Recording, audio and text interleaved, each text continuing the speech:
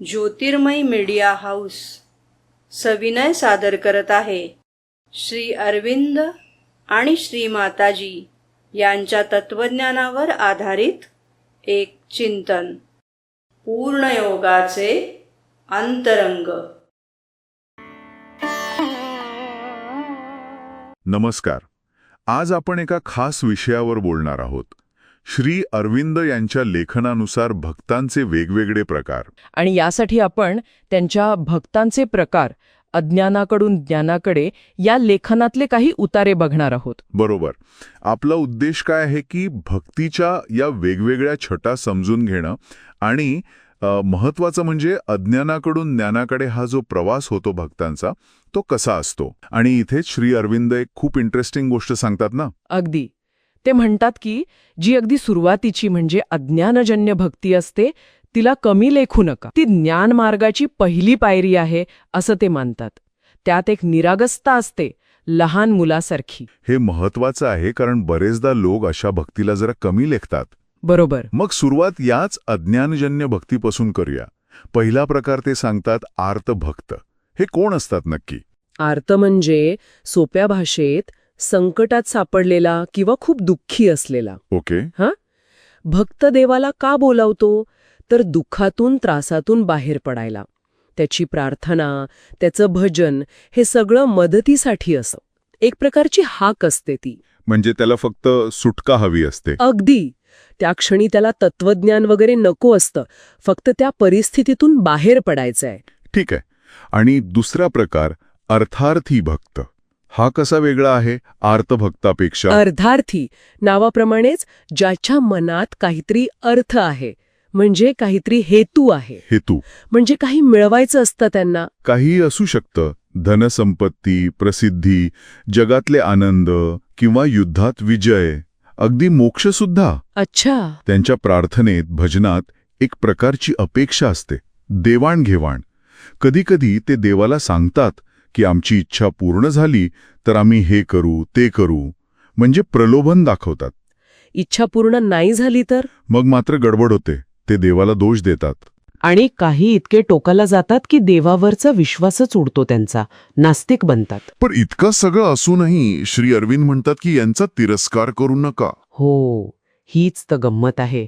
ते म्हणतात ही सुरुवात आहे, गौणतेकडून श्रेष्ठतेकडे जाणारी पायरी आहे ही. ती विश्वमातेची उपमा इथे येते का? अगदी बरोबर. लहान मुलासारखं आहे हे. मूल कसं आईकडे येतं, रडतं, हट्ट करतं, रुसतं. हो हो. आई काय करते?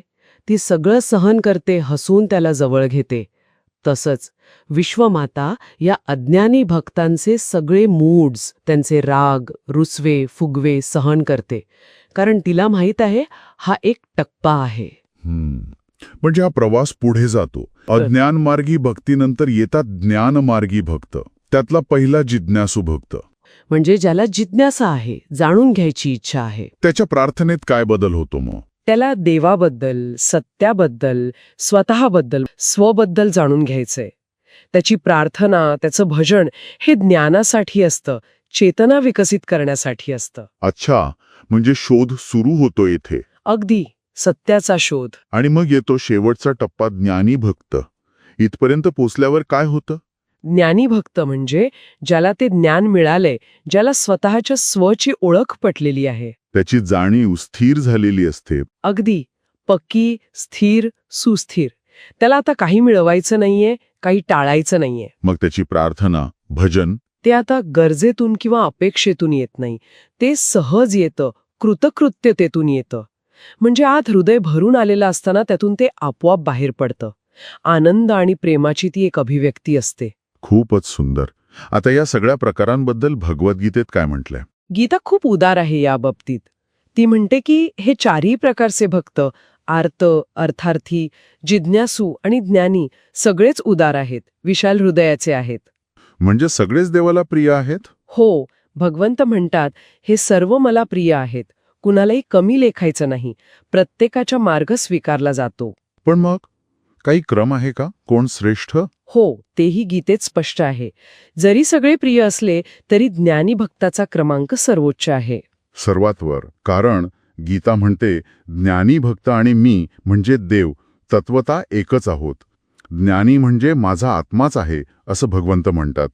म्हणजे ज्ञानामुळे तो देवाशी एकरूप होतो. अगदी, त्यांच्यात भेद उरत नाही. तर आपण आज श्री अरविंद यांच्या विचारातून भक्तीचे हे 4 मुख्य टप्पे पाहिले. आर्त आणि अर्थार्थी, जी सुरुवातीची अज्ञानजन्य भक्ती आहे. आणि मग जिज्ञासू आणि ज्ञानी, जे ज्ञानाच्या मार्गावरचे पुढचे टप्पे आहेत. आणि महत्वाचं म्हणजे हा सगळा एक प्रवास आहे, अज्ञानाकडून ज्ञानाकडे जाणारा. बरोबर. आणि यातला कळीचा मुद्दा म्हणजे गीतेनुसार सगळे भक्त प्रिय असले तरी ज्ञानी भक्ताचं स्थान सर्वात उंच आहे, कारण तो देवाशी एकरूप झालेला असतो. आणि हा विचार एका मोठ्या प्रश्नाकडे नेतो, नाही का? कोणत्या प्रश्नाकडे? की जर ज्ञानी भक्त आणि देव तत्वतः एकच असतील, तर मग जिज्ञासू ज्या स्वाला शोधतोय आणि ज्ञानी ज्याला ओळखतो त्या स्वचं खरं स्वरूप काय असेल? म्हणजे आत्मसाक्षात्कारानंतर हा प्रवास संपतो की अजून काहीतरी आहे? खरंय. म्हणजे एकरूप होणं ही शेवटची पायरी आहे की तिथून अजून काहीतरी वेगळं सुरू होतं? हा विचार करण्यासारखा मुद्दा आहे नक्कीच.